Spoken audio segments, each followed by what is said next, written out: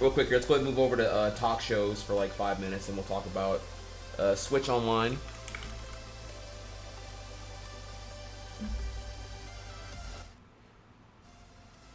Okay, so if you missed out here,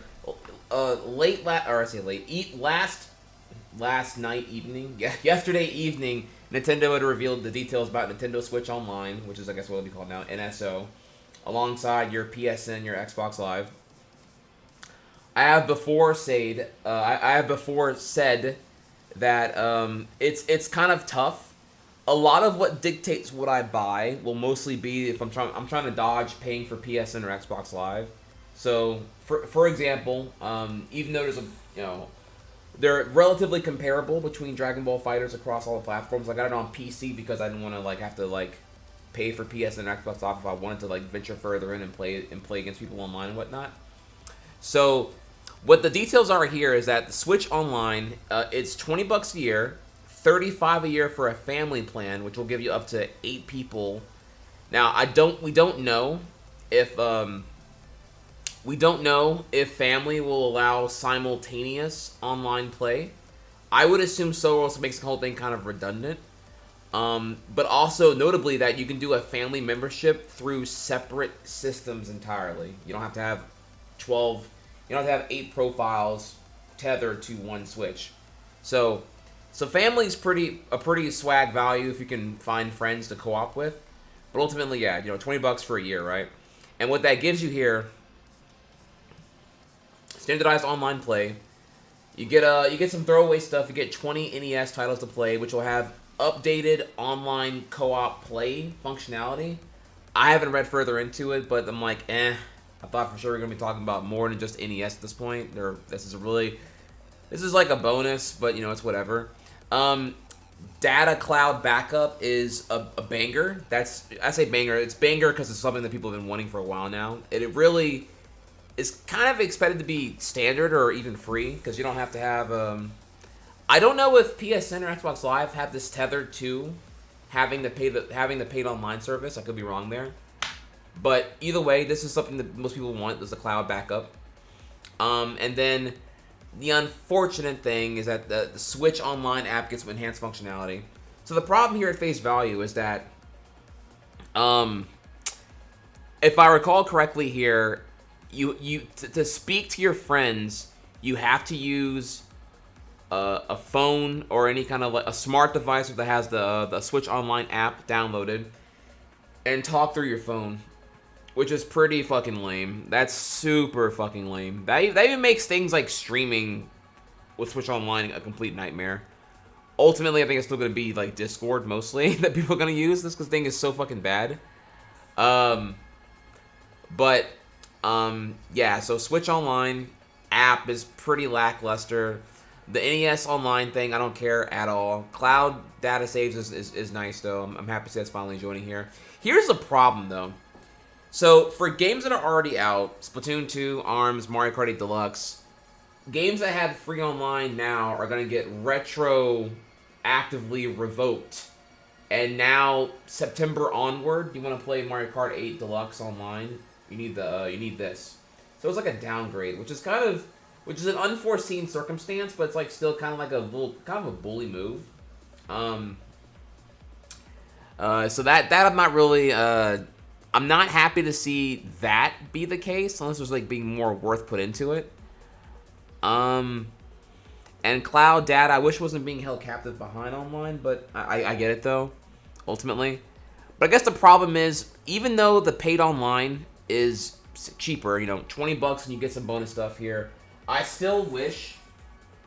I don't know how to feel. I feel at most mixed about it because ultimately, I'm not opposed to paying more if it was a standardized service, but I kind of hate that I'm stuck in this part where it's halfway to what would be a competent online infrastructure. But it's so cheap that it's just out of the realm of me giving enough fucks to really say I refuse to endorse this whole thing. Because obviously I'm still gonna bend over and do it. The Smash Online is gonna be too tempting to not do. So $20 a year, which is not terrible, and then $35 for 8 people to share if you can find enough friends to do it with, which is pretty broken tier. Which if you do the math there, it's is what, like $5 per person? 5 times 8, 40? Yeah, so like, yeah, give or take, right? But I guess what I'm most let down by is this right here, the online app thing. This is like such garbage, dude. This makes it so fucking stupid.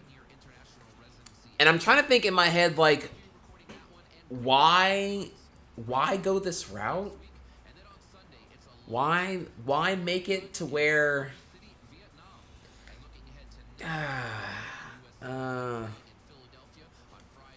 don't know. I wish it was. It just seems so lazy, like, to do it this way. Lazy and stupid is how I would word it. Like, you gotta imagine here, like, you gotta have. Oh man, you gotta have your phone out and your Switch out, and it's like if you're on the go, this is such a bullshit way to deal with anything. Oh my god, it's just a fucking nightmare. A nightmare of wires and 2 devices in your hand. It's like everything that I think goes against the spirit of Switch. So this is what really gets me butthurt. Ultimately, that's what we're looking at right now, though. Let me look into more of this whole thing here. The NES titles, which I don't care about at all. This is also whack as fuck, too. Like, you combine the fact that it's, like, NES titles and, like, no one gives a shit. I really thought it was going to be a subscription service that would give, like, a... Even if it was, like, a Netflix of NES titles, I would feel like that'd be better than this right here. This is, like, particularly throwaway at this phase of life cycle. But, you know, gotta sell SNES classics. Gotta keep, you know, retro backlogs that people want of, like, 64 and GameCube held hostage further for, I guess, future remasters and whatnot.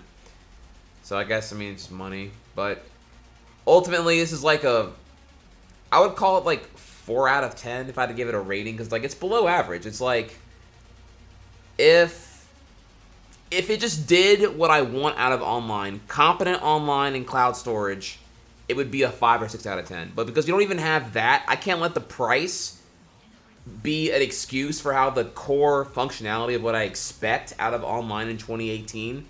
Really say, honestly, online in 2005, really, be held to that standard. So, with no competent online voice client through the device itself, it's a shit show. So, below average, 4 out of 10, which might as well be 1 out of 10 at this point.